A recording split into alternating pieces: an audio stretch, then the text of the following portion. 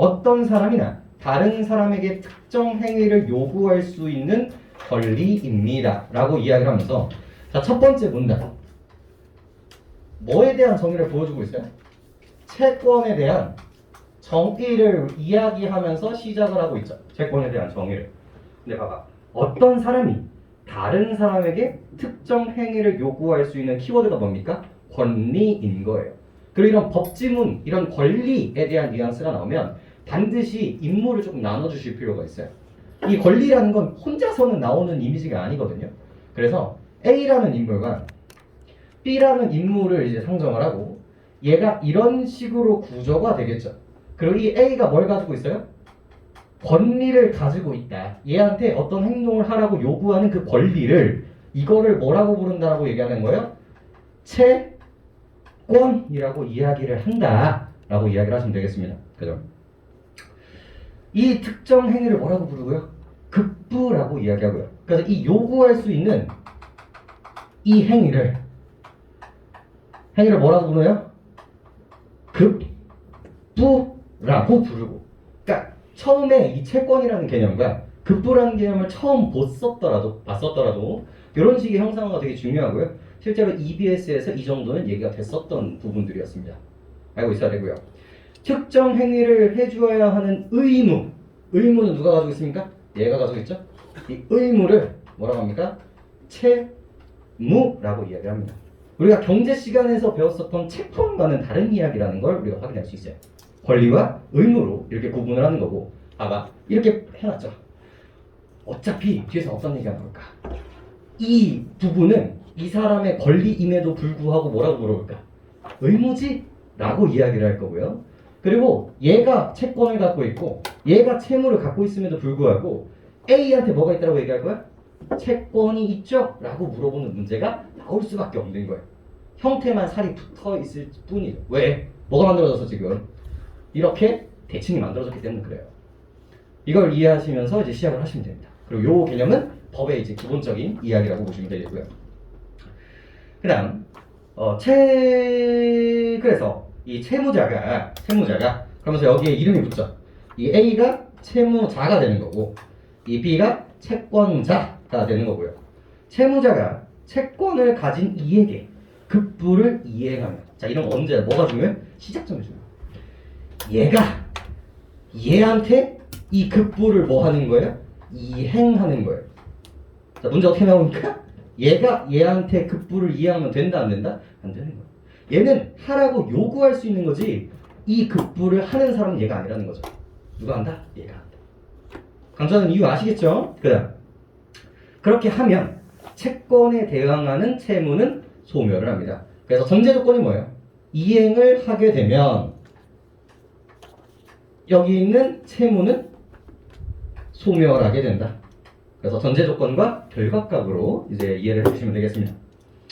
급부는 재화나 서비스 제공인 경우가 많지만 그 외의 내용일 수도 있다. 자, 뉘앙스 느끼셔야죠. 원래는 이거지만 이거일 때도 있다라는 뉘앙스죠. 그래서 여기 있는 급부를 두 가지로 나눠주고 있어요. 이렇게. 대부분 뭐지만 대부분 재화, 돈이나 서비스인 경우가 많지만 때때로 뭐일 수 있다? 다른 것일 수도 있다.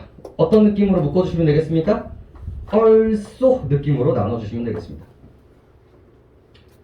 뭐의 느낌입니까? only의 느낌이 나올 수가 있겠죠? 재화나 서비스밖에 없다. 이런 식의 이미지가 나오거나 아니면 또 다른 것들도 급부로 만들 수 있다. 이런 식의 뉘앙스가 문제로 나오기 때문에 그렇습니다.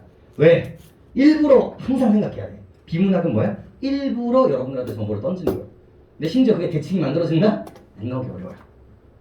여기까지가 첫 번째 이야기가 되겠네요.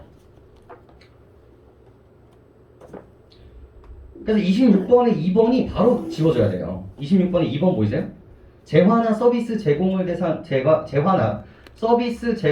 대상으로 하는 권리 외에 다른 형태의 권리도 존재한다가 결국 이 말을 지금 바꿔 쓰는 거야. 이 급부가 재화 서비스 말고도 다른 것들이 있다라는 뉘앙스들을 이렇게 말을 바꿔서 던져주고 있는 겁니다. 다음 문단을 가보죠. 그 다음 두 번째.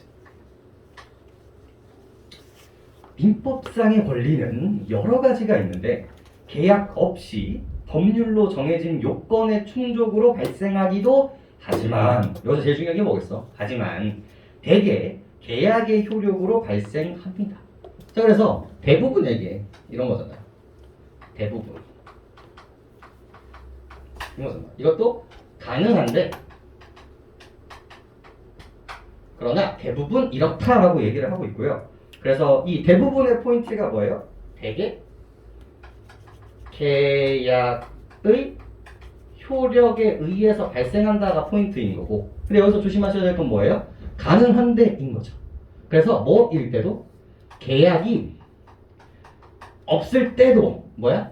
가능한 경우가 있다. 이 정도, 즉 캔의 이미지로서로 좀 잡아주시면 되는 부분들인 거고요. 그럼 문제는 뭐겠어? 계약이 있어야만 가능하다. 이런 문제만 제껴주시면 되겠습니다. 그래서 여기도 실제로 문제로 등장하는 부분이라고 볼 수가 있겠죠. 그죠? 계약이란, 그러면서 이제 계약에 대해서 조금 더 이야기를 해볼까 합니다. 계약이란 권리 발생 등에 대한 당사자들의 합의로서 계약이 성립하면 합의 내용대로 권리 발생 등의 효력이 인정되는 것이 원칙입니다. 여기서 제일 중요한 포인트가 뭘까요? 뭐뭐 한다면이에요. 이것도 전제 조건과 얼른 들어오세요. 네, 우리 비문화 자료에서 첫 번째 급부 이야기하고 있습니다. 우리 친구들은 왜 다 30분에 오는 친구들이 많을까? 앞에 1시가 좀 애매하니? 그렇다고 9시에 하면 여러분들 개보통 받지 않나요? 그죠? 지금 9시에 국제고 하고 왔는데 그래도 국제고 친구들 그래도 되게 이러면서 버티긴 하더라고요. 근데 힘들어. 저도 오늘 7시에 눈 뜨고 이렇게 살아서 무엇을 하나. 주말에 아침에 일어나서 이 좋은 날씨에 놀러 가지도 못하고. 근데 또 다 이런 부분들이 도움이 될 겁니다. 여러분들 주말에 여기 쭉 와가지고 이렇게 공부하고 있는 거니까 이런 것들이 쌓여서 여러분들 의미 있는 이야기가 될 겁니다. 내년 일요일은 여러분들 벚꽃을 보시길, 내년 일요일은 어린이날, 어버이날 같이 즐기시길 봅시다. 내년은 호수공원 말고 다른 데 가. 예쁜 데 많으니까 봅시다. 그래서 합의에 대한 이야기를 하고 있었고요. 그 다음에 합의, 그 다음에 계약이 성립하면 합의 내용대로 권리 발생 등의 효력이 인정합니다. 그래서 계약이 이것도 이거잖아. 계약이 성립이 된다면 이라는 거예요. 이런 구조로 받아주시는 게 되게 중요해요.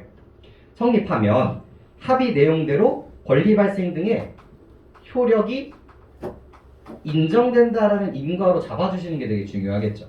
항상 전제 조건, 결과, 이 부분은 문제 나온다 안 나온다? 나온다. 이 부분도 나왔게 안 나왔게? 다 나오는 거예요. 법의 특징이기 때문에 그래. 이걸 한다면 이 법을, 이 의무를 진다. 이걸 한다면 권리를 갖는다. 이 구조가 가장 기본 틀이기 때문에 그렇습니다.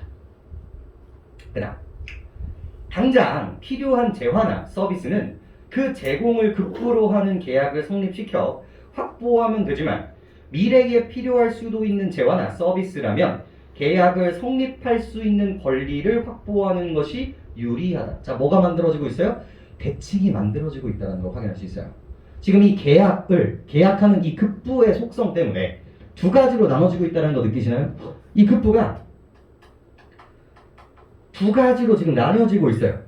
시제의 느낌이 조금 세죠?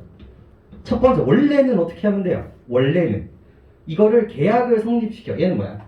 당장 성립시켜서 받으면 돼.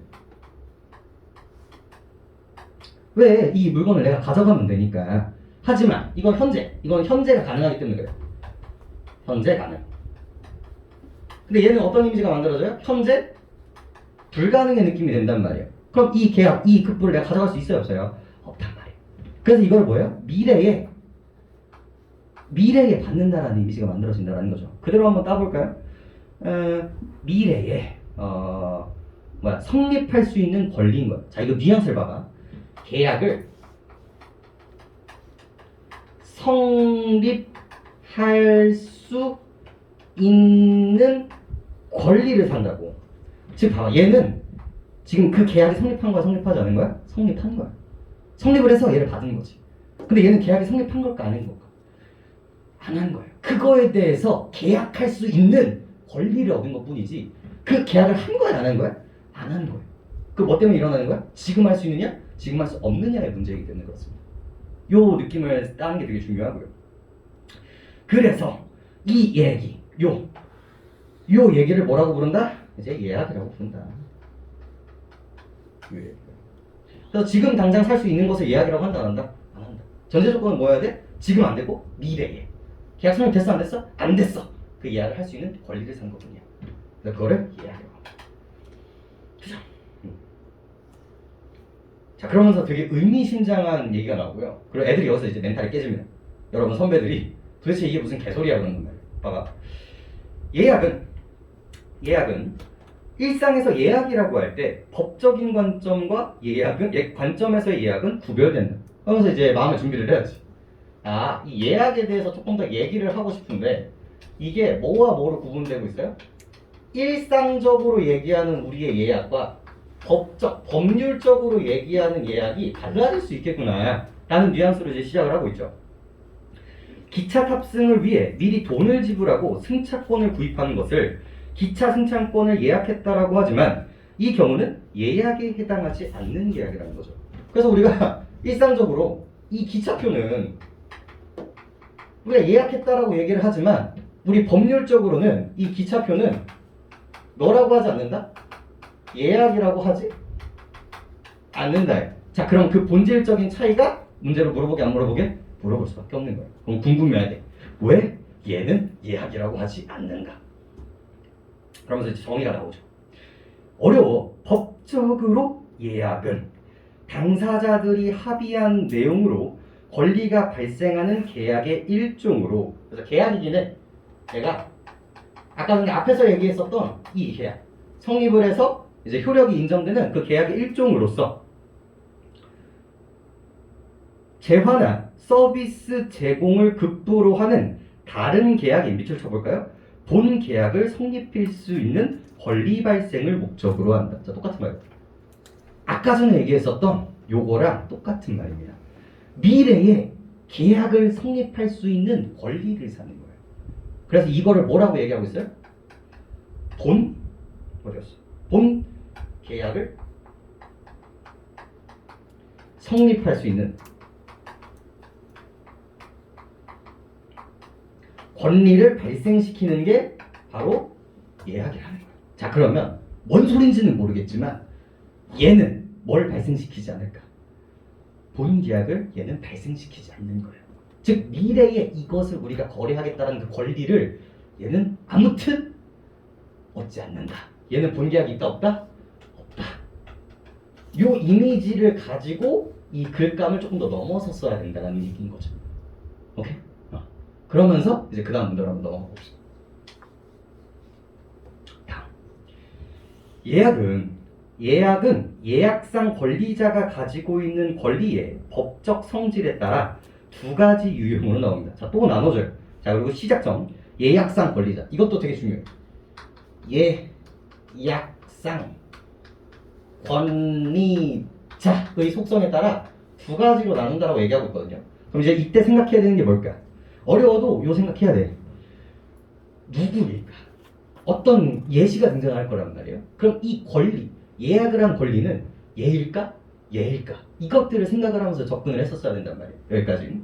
그래서 첫째는 채권을 발생시키는 이야기예요. 첫 번째가 채권을 발생시키는. 이거 나오고. 그래서 채권을 발생시키는 예약이고요. 이 채권의 급부 내용은, 그러면서 이제 생각을 해야 돼. 이 채권의 급부, 뭐를 해야 하는가, 어떤 행위를 해야 하는가에 대한 이야기는 예약상 권리자의 본계약 성립 요구에 대해 상대방이 승낙하는 것입니다. 좀 끔찍하기는 한데 얘를 그대로 따야 되거든요. 여기서의 급부 등장하고요. 그 다음에 이 급부 내용 이꼴 내용은 이라고 하면서 똑같다라고 얘기를 하고 있어요. 그리고 예약상의 권리자의 본계약 성립 요구에 따라 승낙하는 거죠. 봐봐. 포인트가 뭐예요?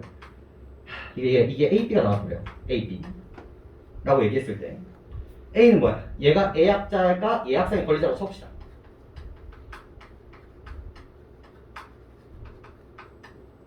라고 해봅시다. 계약상의 권리자라고 얘기했을 때 본계약 성립 요구에 따라 얘는 뭐 하는 거야? 얘가 얘한테 뭐라고 얘기하는 거야?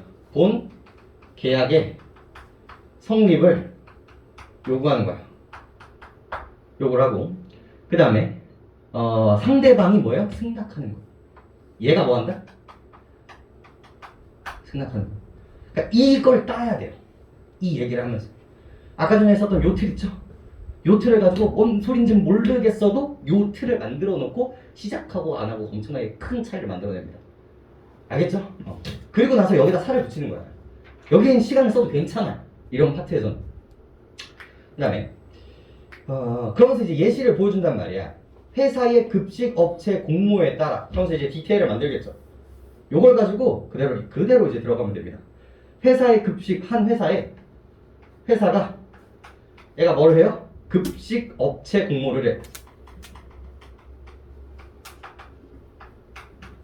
우리 급식 업체가 필요해요.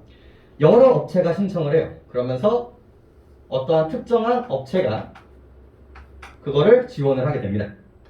그중 업체가 선정되었다라고 회사에서 통지하면 봐봐. 번호, 넘버링을 봐봐요. 1번이 뭐야? 1번이 공모예요. 1번. 그리고 2번이 뭘까요? 2번이 이 업체가 신청을 하는 거예요. 자, 3번이 뭘까요? 그 다음에 당신이 됐어요 라고 해서 통지를 하는 거예요. 그죠? 다시 따라가 볼게요.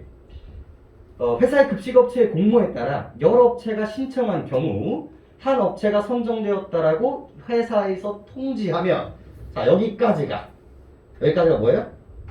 예약의 성립인 거예요. 예약의 성립. 자 그럼 그 뒤에는 뭐가 있을까? 본계약이 나와야 되는 부분들인 거죠. 왜? 예약은 항상 뭐가 있어야 되니까. 본계약이 있어야 되니까. 자 그 다음에 이에 따라 선정된 업체가 급식을 제공하고 4번이 뭐예요? 급식 제공. 그래서 급식 제공. 대금을 받기로 하는 본계약 체결을 요청하면 그래서 대금 요청. 그 돈 주세요 라고 하는 게 이 부분이 바로 뭐다? 본 계약이야. 요구를 하면 회사는 이에 응할 의무를 가진다. 그래서 여섯 번째, 이것에 의한 돈 주세요 라고 이야기를 했을 때 얘가 뭘 갖게 된다? 채무, 의무를 갖게 된다 라는 넘버링의 이 전제 조건이 여기에서 머릿속에서 돌아가야 되는 겁니다. 그리고 이 번호 넘버링은요 생각보다 여러분들 문제를 푸시는데 도움이 될 거예요.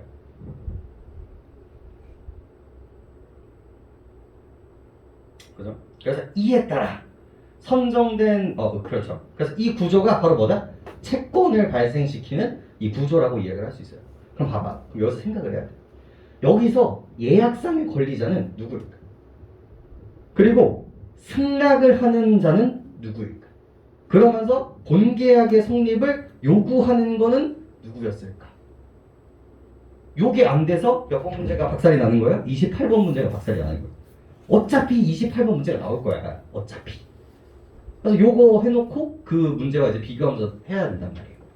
네, 일단 여기까지 읽어놓고 그 다음에 이제 대칭을 그대로 이어가야겠죠? 여기에 이제 대칭. 두 번째 대칭. 둘째는 예약 완결권을 발생하는 얘기입니다.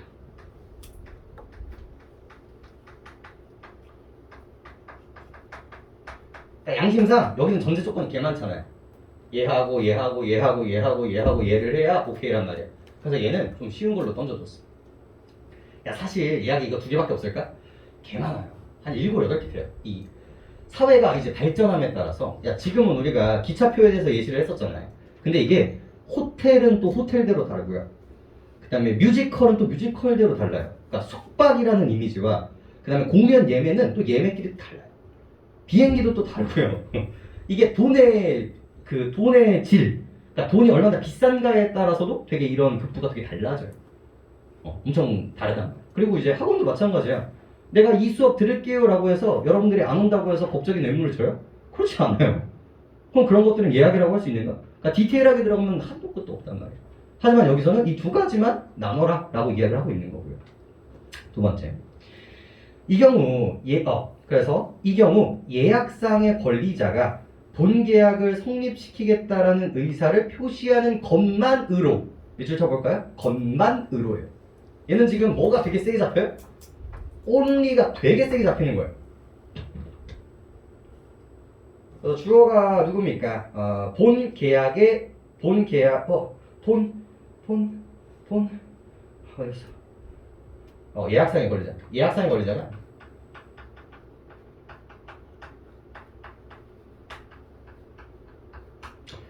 예약상의 권리자가 뭐야? 성립시키겠다라는 본계약 성립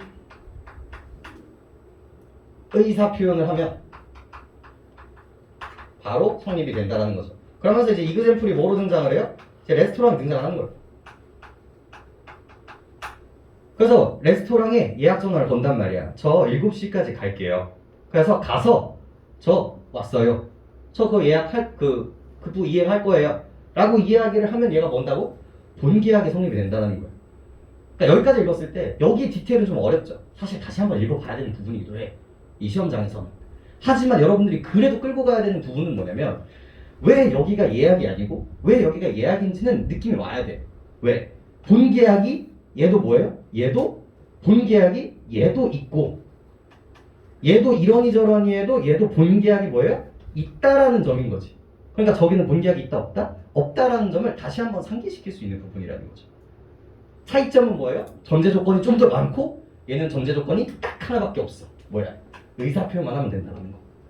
그 뉘앙스로 글감을 마무리하시면 되는 거. 여기는 다시 한번 읽어야지. 사실 한 번에 어떻게 다 이해할 수 있겠어. 그냥 그러면서 이제 이게 안 됐을 때에 대한 이야기로 이제 넘어가게 됩니다. 4번.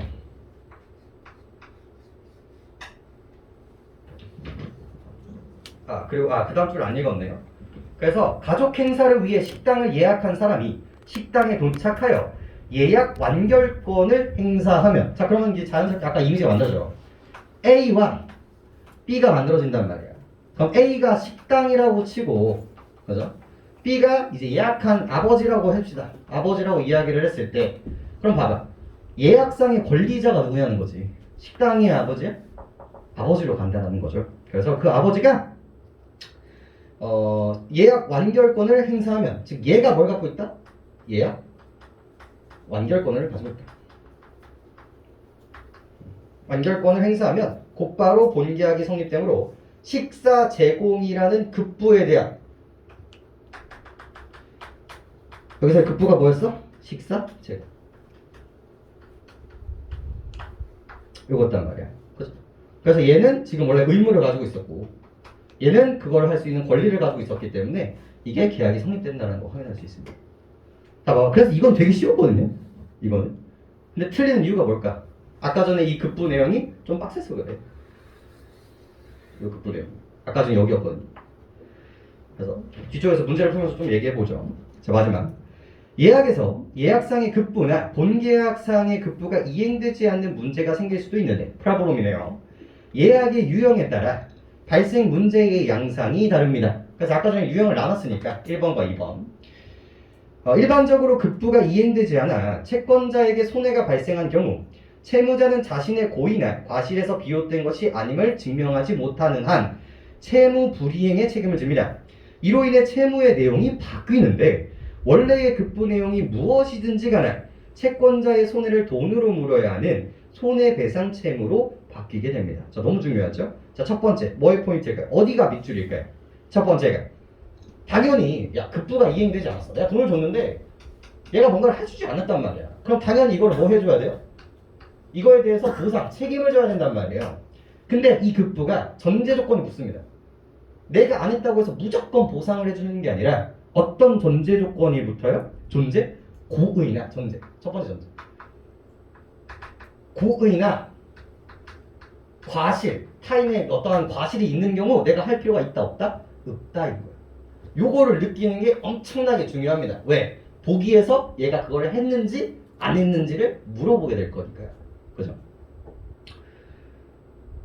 고의나 과실에서 비롯된 것이 아님을 증명하지 못하면 내가 뭐합니까? 채무 불이행에 대한 여기죠.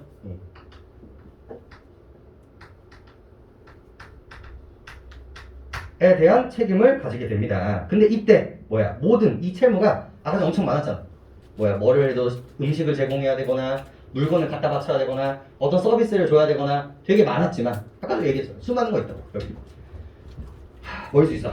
재화나 서비스 아니면 다른 거일 수 있지만 얘네들이 전부 다 뭐로 바뀐다? 돈으로 바뀐다라는 돈으로. 왜냐면 시간이 지나면 갚을 수 없는 것들이 되게 많거든요. 그래서 어떠한 것들도 전부 다 이 채무가 전부 다 돈으로 바뀐다. 이런 이미지도 이제 체크를 해주시면 좋겠고요. 만일 타인이 고의나 과실로 예약자 권리자가 가진 권리 신여를 반의했다면 여기 있는 이야기가 나오는 거야.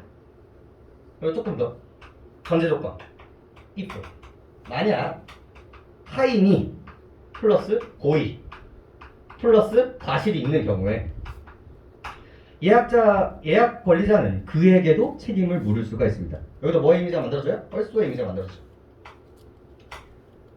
채무를 불이행한 놈한테도 그 책임을 물을 수가 있고요. 그리고 그거를 방해한 놈한테도 그 책임을 물을 수가 있다. 얼수의 이미지가 만들어지고요. 법률에 의하면 누구든 고의나 과실에 의해 타인에게 피해를 끼치고 행위를 하고 그 행위의 위법성이 인정되면 전제조건이죠. 위법성이 인정되면 불법 행위의 책임이 성립되어 가해자는 피해자에게 손해를 또 뭡니까? 돈으로 배상할 채무를 지기 때문이죠. 다만 언제나 나오는 건 뭐다? 다만 무조건 나온다는 얘기야. 다만 원래는 이렇게 해줘야 되는데 예약상의 권리자가 예약 상대방이나 예약 방해자 중 누구라도 손해배상을 하면 다른 한쪽의 배상 의무도 사라집니다. 급부 내용이 뭐하기 때문에? 동일하기 때문에. 자, A와 B가 계약을 했어요. 근데 얘가 불이행을 했단 말이야. 그럼 원래 누구한테 책임을 물면 돼요? 얘한테 받으면 됩니다. 근데 얘가 못 주기 위해서 뭐야? C가 얘를 방해했었던 거야. 그럼 이 책임은 내가 얘한테도 물 수도 있고 얘한테도 물 수 있다라고 얘기를 하는 거죠. 하지만 뭐야? 만약에 얘한테 이 급부를 받았으면 얘한테도 받을 수 있다 없다? 없다. 만약에 얘한테 받으면 얘한테 받을 수 있다 없다? 없다. 이 이미지가 이제 만들어진다는 거죠. 그럼 이쪽 문제 나올게 안 나올게? 할 수밖에 없는 거예요. 왜? 다만 이렇게 붙었습니다. 일부러 라는 이미지를 좀 챙겨주시면 좋겠네요. 자, 문제로 들어가 봅시다. 어디서 나왔는지 보자. 어디서가 중요하지. 어디서. 그러니까 첫 번째 26번 윗글에 대한 이해로 적절하지 않은 것은 자, 얼마나 빨리 지울 수 있는지가 중요해. 1번 계약상의 채권은 계약이 성립하면 추가 합의가 없어도 발생하는 것이 원칙이다. 어디서 확인할 수 있었죠? 아까 전에 있었던 계약의 정의에서 우리가 유추해낼 수 있는 부분들이에요. 성립이 된다면 효력이 인정된다. 에서 이거를 뽑아낼 수 있었어야 되는 부분들이고요. 2번 재화나 서비스 제공을 대상으로 하는 권리 이외에 다른 형태의 권리도 존재한다. 그 급부를 내가 받아야 되는 의무잖아요. 그죠? 원리잖아요. 그래서 이쪽 지점에서 좀 등장했다라고 생각을 해주시면 되겠고요. 3번 예약상의 권리자는 본 계약의 권리의 발생 여부를 결정할 수 있다. 이 얘기가 좀 어려웠었는데 결국은 이 본 계약, 이 예약을 하기 위해서는 뭐가 필요하냐는 거지. 이 본 계약 성립을 요구하거나, 그죠? 그 다음에 여기 예약 완결권은 행사하거나. 이게 전제 조건이었단 말이야. 그래서 이 가지고 있는 이 완결권을 가지고 있는 얘네들이 선택을 할 수 있는 지점이 만들어진다는 거죠. 그 얘기를 바꿔 쓴 게 이 3번이라고 생각을 해주시면 되겠습니다. 그러니까 1번에서는 승낙이라는 거를 통해서 그리고 두 번째 포지션에서는 의사표시를 통해서 여부를 결정할 수 있다고 보시면 되겠고요. 4번 급부가 이행되면 채무자의 채권자에 대한 채무가 소멸된다. 어디서 등장했어요? 여기 전제조건과 결과값이 또 등장하고 있다는 걸 확인할 수 있죠. 어차피 나오는 거야. 얘네들. 5번 불법 행위의 책임은 당사자 사이에 다 단어 보셔야 되죠. 국한된다. 그죠? 여기에만 국한된다는 얘기입니다. 그랬어요? 안 그랬어요? 안 그랬죠. 봐봐. 답은 쉽다니까. 어차피 답이 나오는 부분은 쉽다고. C도였잖아. C도. 그죠? 하지만 얘가 책임지면 얘가 책임지지 않아도 된다. 이런 뉘앙스였죠. 얼소의 느낌이 얼마나 중요한지를 생각하시면 됩니다. 그래서 온리와 얼소를 그렇게 강조하는 거예요. 1, 2, 3, 4번 몰랐어도 5번 찍고 넘겨오면 되는 문제였단 말이에요. 예. 항상 대칭, 얼소, 엔드 이런 것들 잘 보시고 27번. 얘들이 여기서 이제 박살이 나오는 27번, 28번에서 이제 실제로 수능장에서 이제 통곡의 벽이었는데 자 1번 볼게요. 근데 봐봐 이것도 얼마나 당연한 말을 물어보는지 봐봐요. 기차 탑승은 채권에 해당하고 돈을 지불하는 행위는 그 채권의 대상인 급부에 해당한다. 야, 이게 얼마나 웃긴 얘기냐면 아까 전에 우리가 잡았었던 이 얘기가 그대로 여기다 할까요? 이 얘기가 그대로 등장하고 있단 말이에요. 봐봐 여기 구매자 여기 뭐야 기차 기차 여기라고 합시다. 기차 회사 그 구매자가 있잖아요. 그죠? 그럼 나의 얘네들이 어떤 관계를 가지고 있어요? 계약을 하는 관계를 가지고 있단 말이에요. 그럼 나의 권리는 뭐야? 나의 권리. 그럼 나의 의무는 뭐냐고? 나의 권리는 기차를 타는 거고 나의 의무는 뭐예요? 돈을 내는 거란 말이야. 그럼 얘의 권리는 뭐가? 얘의 권리는 돈을 받는 거고 얘의 의무는 자리를 제공하는 거란 말이야. 이거 우리 초반부에 요 얘기하면서 했었던 이야기들이잖아요. 그 방충망 얘기를 하면서 그죠? 그랬을 때 기차 탑승은 채권, 즉 권리에 해당하고요. 그죠? 돈을 지불하는 행위는 채권의 대상인 급부에 해당한다? 급부는 뭐야? 기차를 타는 거에 해당하는 거예요. 기차를 제공받는 거에 해당하는 거라고. 그래서 여기서는 뭐야? 기차 탑승이라고 얘기를 하는 거지. 그리고 돈을 지불하는 행위는 뭐예요? 채권의 급부가 아니라 채무에 해당하는 부분인 거죠. 야, 결국은 뭐 물어보는 거야? 채권, 채무, 급부의 차이점을 새로운 예시에서 적용할 수 있니? 를 물어보는 거랑 다름이 없다는 거죠. 그러니까 애초에 읽을 때 뭐야? 저 대칭을 만들어 놓는 게 중요하다고. 저거를 고민하지 않고 읽으면 그냥 속도만 느려지는 것 뿐이에요. 저거는 시간을 쓰는 게 아니라 빨리 풀기 위한 대칭이라고 생각해 주시면 좋을 것 같습니다. 2번. 기차를 탑승하지 않는 것은 승차권 구입으로 발생한 채권에 대응하는 의무를 포기하는 것이다. 뭐랑 뭐랑 구분하는 거예요? 의무와 권리를 나누는 거죠. 내가 탈 수 있다는 권리가 있었죠. 근데 의무라고 하면 될까 안 돼요? 안 돼요. 이 사람의 의무는 뭔데? 돈을 내는 거죠. 이 계약의 의무는. 그래서 얘도 반대가 되는 거죠. 그래서 뭐 얘기하고 싶은 거야? 결국은 이거 거꾸로 한 거잖아. 채권과 의무, 권리와 의무를 그냥 바꾼 것뿐이에요. 아주 쉬운 문제 아닌가? 결국은 3번. 기차 승차권을 미리 구입하는 것은 계약을 성립시키면서 채권의 행사 시점을 미래로 정해두는 것이다. 자, 봐봐. 이거를 답으로 찍어내는 게 조금 어려운 이유는 뭐냐면 아까 전에 이쪽의 얘기의 뉘앙스에 숨어져 있는 이 뉘앙스 의미 파악이 조금 어려웠기 때문이라고 생각을 합니다. 아까 전에 뭐에 대한 이야기를 했어? 계약에 대한 이야기를 했었고 이 계약이 두 가지 종류로 나뉩니다. 한 가지가 당장 계약을 할 수 있는 거랑 당장 계약을 할 수 없는 거로 이야기를 한다는 거죠. 그죠? 근데 그래서 이제 사용을 하는 것들을 이제 예약이라고 이야기를 하는데 이때 예약은 뭐예요? 미래에 계약을 성립할 수 있는 권리를 얻는 거예요. 얘는 미래에 계약을 성립할 수 있는 이 본계약이 다 있는 거라고. 그럼 얘는 뭘까? 얘는 미래가 아닌 거야. 얘는 미래에 있기는 하지만 이미 그 자리를 내가 뭐 하는 거예요? 산 거야. 이미 본 계약이 이 상태에서 뭐 해버린 거야? 끝나버린 거야. 얘는 계약이 뭐가 된 거야 지금? 본 계약이 성립된 상태인 거지. 이미 미래 게 아니라 미래에 있는 걸 내가 산 거야. 근데 얘는 지금 받을 수가 없으니까 내가 그때 본 계약을 하기 위한 권리를 내가 살게. 이 뉘앙스라는 거죠. 우리 그때 가서 또 사나? 우리가 지금 사면 그 기차표는 끝나. 근데 가가지고 기차표 또 살게요. 저 그때 권리 얻었거든요. 이란 말이야. 오케이? 그래서 그 차이가 이 차이점을 만들어낸다는 거죠. 그래서 3번이 나오는 거예요. 계약을 성립시키면서라는 뉘앙스가 등장하는 거라고. 이 본계약 끝났거든. 힌트를 좀 준 거죠. 문제를 통해서. 4번. 승차권 구입은 계약 없이 법률로 정해진 요건을 충족하여 서비스를 제공받는 권리를 발생시키는 행위다. 요 문제가 나오는 거는 요거 때문이었죠. 가능하기는 한다. 하지만 얘 역시도 뭐야? 계약이기 때문에, 급부가 있는 계약이기 때문에 전부 다 급부 계약 없이는 틀렸다라는 걸 볼 수가 있겠고요. 5번, 미리 돈을 지불하는 것은 미래에 필요한 기차 탑승 서비스 이용이라는 계약을 한 거야.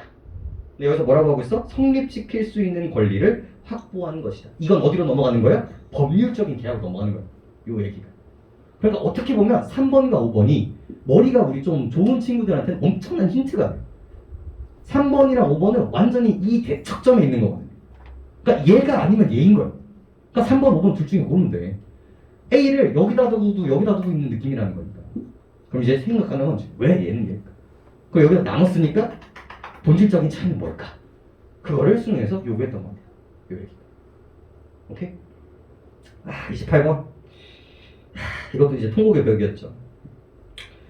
근데 틀린 이유가 너무 명확해요. 왜? 아까 전에 우리 헷갈렸던 이 부분이 있잖아. 도대체 누가 본계약을 성립하는 거야? 누가 권리를 갖고 있고 뭐가 채무이며 뭐가 급부인가? 이거를 정확하게 따지 않으면 얘가 이제 좀 난해질 수밖에 없다는 거죠.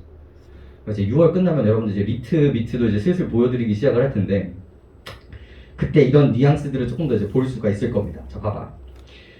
채권을 발생시키는 예약과 예약 완결권을 발생시키는 예약이라는 걸 확인할 수 있어요. 근데 아까 전에 이거와 이거의 본질적인 차이는 뭐였어? 얘는 뭐만 있으면 돼? 얘는 본계약 성립의 의사 표현만 있으면 됐어요. 얘만 있으면 됐었단 말이야. 그러다 보니까 예약상의 급부가 존재하지 않아요. 예약상의 급부가 존재하지 않고 얘는 그냥 의도만 하면 된단 말이야. 그래서 이 니은 쪽에 없음으로 들어가는 것 자체는 실제로 그 당시에 어렵지 않았어요. 근데 다 오답을 뭐로 찍었을까? 2번으로 찍습니다. 그럼 그 이유를 볼게요. 예약상의 급부는 뭐였어? 급식 계약 승낙이었어. 어딨어? 우리 어디 갔어? 여기. 어디갔어? 공모했죠? 신청하고 통지하고 뭐야 여기가? 예약의 성립이에요. 여기까지가. 그러니까 급식 계약을 오케이 한 것까지가 이야기라고. 근데 이게 본계약이야? 아니야. 본계약은 뭐야? 음식을 주고 돈을 받는 게 본계약이란 말이야. 이거는 우리가 그렇게 하자. 그때 우리가 이 계약을 하자라는 권리를 얻은 거고 수많은 사람들 중에서 내가 권리를 얻은 거야. 그 다음에 주고받는 거지. 그죠? 그랬을 때 자, 채권을 발생시키는 약, 즉 본계약의 급부는 뭐야? 본계약이 아까 우리 다시 읽어볼까요? 그 위쪽에 있는 본계약의 급부. 예약상 권리자의 본계약 성립의 요구에 따라 상대방이 뭐 하는 거예요? 승낙하는 거죠. 승낙. 그럼 뭘 승낙하는 걸까? 그래서 다시 읽어보시면 어디 봐봐. 여기서 누가 요구를 해? 어디 갔어? 대금 요청을 해. 요청을 한 다음에 누가? 얘가 승낙을 해야 되는 뭘 가지고 있어요? 의무를 가지고 있단 말이야. 그래서 얘가 뭐고요? 얘가 어디 갔어? 여기. 이 예약상의 권리자고 얘가 뭐라는 걸 알 수 있어요? 이 회사가 승낙해야 되는 존재라는 걸 확인할 수 있죠. 근데 일반적으로 봐봐. 수능이 얼마나 영악해? 일반적으로 이렇게 떠주면 누가 권리를 갖고 있는 것처럼 보여. 얘가 권리를 갖고 있는 것처럼 보인단 말이야. 그래서 몇 번 찍는 거야. 그래서 급식 제공이라는 이미지가 만들어지는 거란 말이야. 이걸 잘 봐야 돼. 누가 뭐고 누가 뭐를 주고. 요것만 잘 넘길 수 있으면 어차피 법칙은 다 이런 식으로 등장을 할 겁니다. 그래서 정답은 이제 1번으로 등장을 하게 됩니다. 그래서 급식 대금을 지급해야 되는 게 왜 급부로 등장을 하는지 정확하게 좀 생각을 해주시면 좋을 것 같습니다. 알겠죠? 급부가. 그죠? 오케이. 하나만 볼게요. 그 다음에 여러분들이 너무 어려워하는 한 장만 넘겨볼까요? 문학에서 하나만 좀 보여줄게. 좀 어려워하는 부분이라 이것도 전에 했던 것 같긴 하지만 미치겠어. 이런 것만 나오면 애들이 정신을 못 차려요. 자, 이해는 해요. 수필에 대한 이미지가 좀 약하기는 해. 수필에 대한 이미지가 약해서 수필만 좀 보여줄게요. 수필만.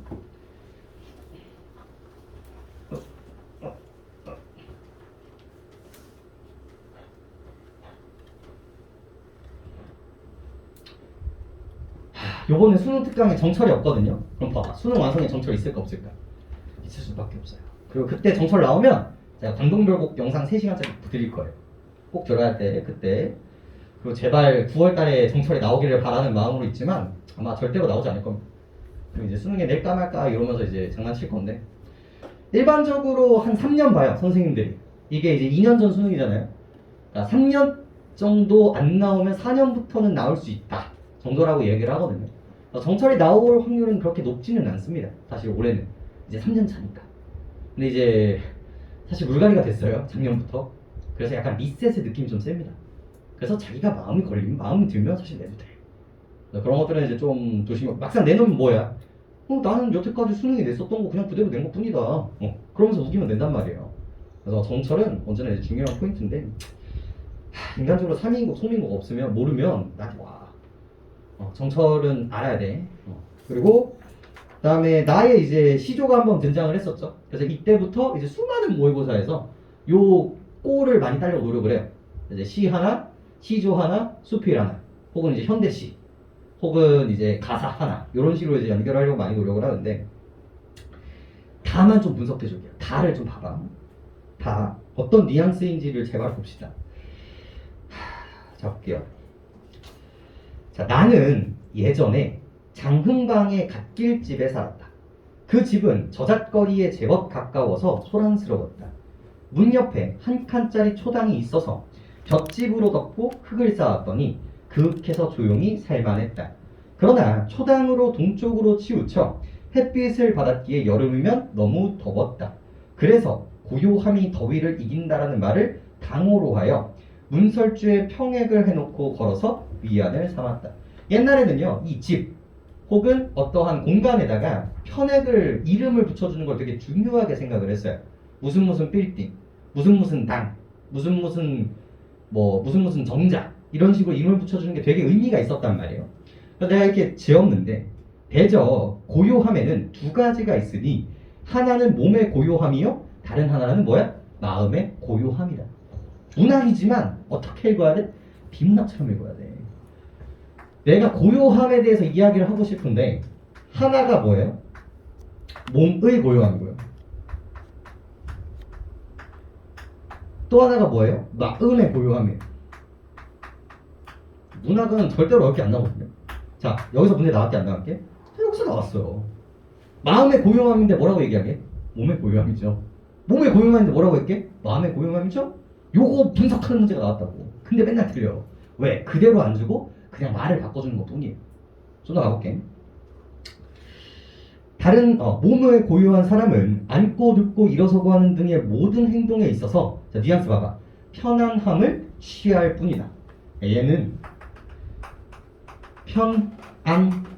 편안함을 취할 뿐이다. 뉘앙스 어때? 긍정이야, 부정이야? 부정적이지. 벌써 느낌 와야 돼. 그 다음에 마음이 고요한 사람은 천하만사가 마치 촛불로 비춰보고 거울로 점을 치는 듯하니 시원한 날씨와 더운 날씨가 무슨 상관이 있겠는가. 더불어 그러므로 고요함이 이긴다라고 한 지금의 말은 마음의 고요함을 가리킨다. 즉 마음을 잘 다스릴 수 있는 사람은 지금 여름이든 겨울이든 상관이 있다 없다? 상관이 없다. 그래서 내가 얘기한 고요함이 더위를 이긴다라는 말의 이 고요함은 누구 거다? 마음의 고요함이다 라고 얘기를 하고 있는 거죠. 즉 마음적인 고요함을 훨씬 더 중요하게 생각하고 있다는 걸 확인할 수 있어요.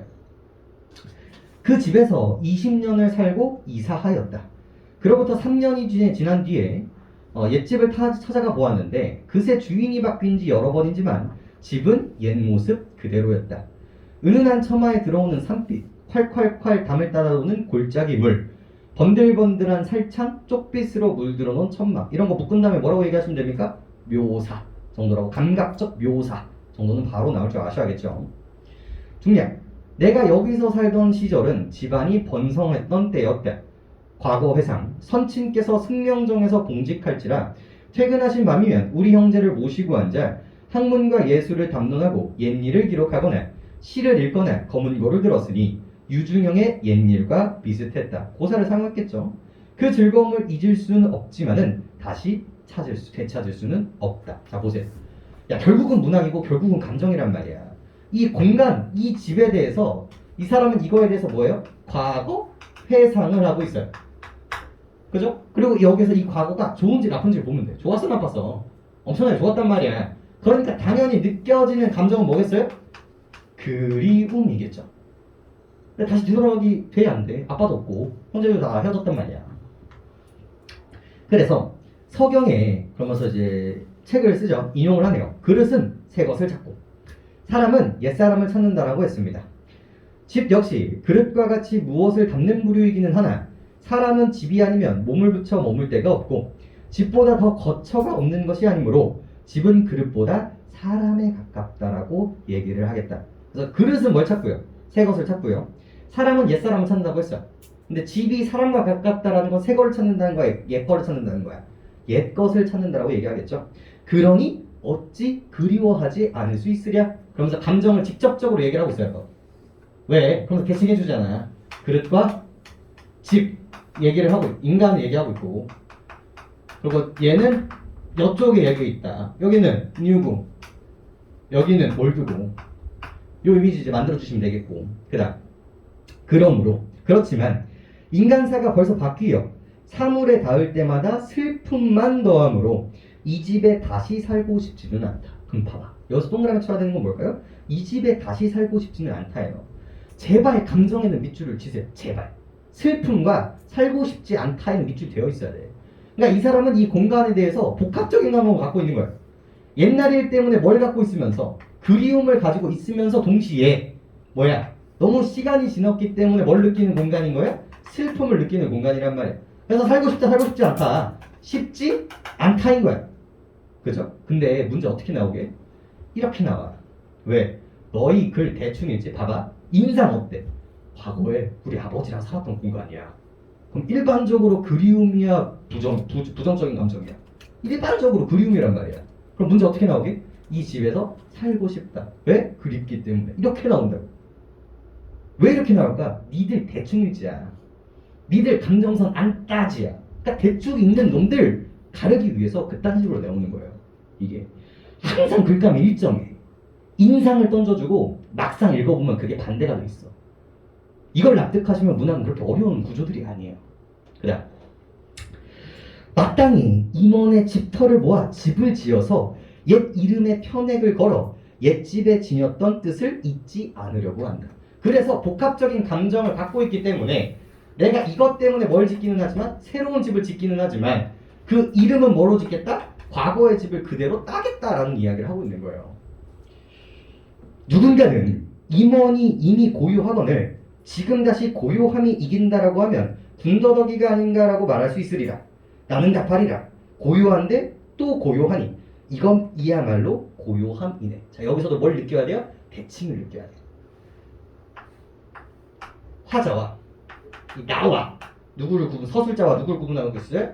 타인을 구분할 수 있어요. 지금 타인이 뭐라고 얘기해요? 야, 이미 고요한데 제목을 또 고요라고 이야기를 하면 이거는 뭐다? 조금 과하지 않니? 라고 얘기를 한다는 거야. 근데 나는 어떻게 얘기하는데? 고요한데 또 고요하기 때문에 이게 진정한 고요다라고 얘기를 하고 있는 거죠. 자, 그럼 얘가 말하는 뉘앙스가 뭘까라는 거지. 그리고 이게 뭐랑도 굴러가는 거야? 여기랑도 똑같이 굴러가는 거야. 지금 이거와 이걸 나눴을 때 얘가 뭐겠니? 얘가 몸이야. 얘가 뭐겠니? 얘가 마음인 거야. 이 대칭을 잊으시면 안 돼요. 얘는 야 이미 고요한데 왜 고요하다고 얘기해? 얘는 뭐로만 보는 거야? 물리적인 고요. 즉 몸의 고요만 생각을 하는 거야. 근데 나는 몸의 고요와 뭐까지 고요하는 거야? 마음의 고요까지 생각을 하기 때문에 진정한 고요에 대해서 얘기를 하고 있다고 얘기를 하는 거지. 문제 내봐. 뭐 하면 돼? 이거 하면 돼. 옳지 않은 거 찾으면, 옳은 거 찾으면 이거 하면 된다. 이게 주체의식이니까. 넘겨볼까? 40번 볼게요. 40번. 40번. 5번 답 볼게요. 5번. 적절하지 않은 거잖아. 5번. 다에서 누군가가 고요함이 여긴다라는 당호를 군더더기로 본다라는 것은 뭐로 본 거야? 외적 고요만 본 거야. 외적 고요만으로는 삶에서 느끼는 불편이나 슬픔을 이겨내기 어렵다라고 여겼기 때문이다. 근데 뒤쪽에 정서는 누구의 정서예요? 화사의 정서예요. 근데 누가 좋았다고 얘기하고 있어요? 타인 얘기하고 있다고 했잖아요. 바꿨어. 올해 수능이랑 다를 것 같아요? 똑같아요. 문학은 바뀌지 않아요. 요 뉘앙스를 정확하게 보세요. 1, 2, 3, 4번 다 필요 없어요. 결국은 요 대칭으로서 이야기를 하고 있는 거니까. 그죠? 42번은 OX 문제이기 때문에 좀 보시면 되는데 1번 여름에 더웠던 경험을 바탕으로 옛집 초당의 당호를 정하게 된 내력을 서술하고 있다. 이게 수필의 특징이기도 합니다. 화자가 직접 경험했던 일들 그리고 그런 그 당호의 유래 이런 것들을 얘기해 주는 거 있었으니까요. 2번 과거 인물의 행적에 비추어 다시 찾은 옛집에서 떠올린 기억에 대한 감회를 드러내고 있다. 과거 인물 누구? 우리 아버지. 그리고 그립다 나왔고요. 3번 새집에 붙이고자 하는 당호의 의미를 통해 봐봐 옛집에서 다시 살고 싶어하는 마음을 표현하고 있다. 존나 맞는 것처럼 보인다고. 엄청 맞는 것처럼 보인다고. 그냥 보면 그죠? 하지만 뭐예요? 여러분들이 감정선을 땄습니다. 진짜 감정만 따도 이건 틀리잖아요. 여러분들 이제 요번에 작년 6구수는 또 드릴 거거든요. 그때 감정 제발 보세요. 진짜 그 답이 감정인지 아닌지 봐봐. 올해 수능 다시 한번 봐봐. 알겠죠? 그래서 제발 감정 이게 중요해요 여러분들. 다른 거에서 오답이 내면 이거는 수정하면 돼. 아 내가 몰랐구나. 그러니까 제가 여러분들 틀린 거를 봤을 때 이제 본격적으로 6월에서 분석을 들어갈 텐데 이걸 틀렸는데 이게 또 감정이에요. 그러면 선생님 뭐라고 판단할 수밖에 없어요? 얘는 또 감정 안 읽는구나 해서 끝나는 거야. 그럼 그 다음 단계를 알려줄 수가 없어. 왜? 가장 본질이 감정을 따는 거예요. 감정을 따지 않는 읽기를 하는 친구한테 다른 거를 더 옮길 수가 없다니까. 근데 여러분들이 감정은 다 맞고 나머지를 틀렸어. 그러면 그 다음 단계는 이런 것들이라고 차근차근 할 수 있어요. 근데 감정조차 못한다? 그러면 아직도 우리가 감정만 보는 거야. 그러니까 제발 감정선은 반드시 다. 이씨. 알겠죠? 1교시 정확하게 끝나고 잘 좋은 타임을 들어오셨는데요. 잘 쉬었다가 우리 이제 문화 이야기 조금 한번 해보도록 합시다.